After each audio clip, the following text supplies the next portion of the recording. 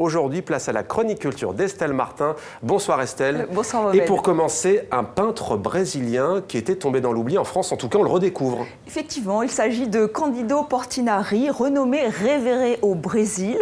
Il faisait partie du cercle d'intellectuels tels Oscar Niemeyer, l'architecte, ou Villa-Lobos, le musicien, dans les années 30. Mais depuis, il a été oublié ailleurs qu'au Brésil, et notamment en France, où il a connu son heure de gloire, enfin de polémique. C'était en 1946, sa grande exposition, l'exposition qui lui était consacrée, s'est télescopée avec une autre, celle de Kandinsky. C'était la première fois qu'il y avait aussi une grande exposition sur Kandinsky. Alors d'un côté, on avait de l'art figuratif, réaliste, engagé socialement, et de l'autre, l'art abstrait. Alors intellectuels et artistes se sont écharpés sur cette question, mais après, vous l'avez dit, la France l'a oublié. Mais les Français vont pouvoir le redécouvrir grâce à une exposition qui vient de s'ouvrir aujourd'hui même, donc au Grand Palais à Paris, où on va pouvoir admirer son œuvre monumentale, la dernière, Guerre et paix. Il l'avait créée pour les Nations Unies, pour le siège des Nations Unies à New York en 1957. Son fils, João Portinari, rêvait de la ramener au pays pour que ses compatriotes la voient. Il a pu le faire puisqu'il y a eu des travaux de rénovation aux Nations Unies. Et voilà donc cette œuvre maintenant en France, seul pays qui va l'accueillir. On peut aussi admirer les différentes esquisses qu'il a réalisées pour cette œuvre. Et nous avons rencontré João Portinari qui parle un français excellent. Écoutez-le.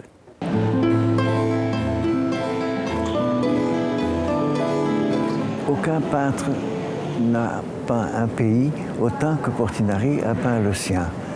Donc il a peint tous les aspects de la vie brésilienne. Il a fait un grand portrait critique du Brésil pendant toute sa vie. Et je crois que Guerre et paix, c'est l'aboutissement de cette trajectoire vers l'universel. Il n'a pas représenté une guerre, disons, avec des soldats, avec des armes, avec des tanks. Il a représenté la souffrance des populations civiles qu'il a symbolisée par la souffrance maximale qui est celle de la mère qui perd son enfant, le symbole catholique de la Pietà, n'est-ce pas, qu'on voit 8 fois ici dans le panneau de la guerre, on peut compter 8 fois. Ses médecins lui avaient interdit de peindre, juste au moment où il était en train de préparer Guerre et paix, et il a décidé de continuer à peindre contre les interdictions médicales. Et moi, je suis sûr qu'il avait la conscience que ça pouvait être fatal, et en effet, ça a été fatal. C'est les derniers grands travaux qu'il a produits, et 6 ans après, il est décédé.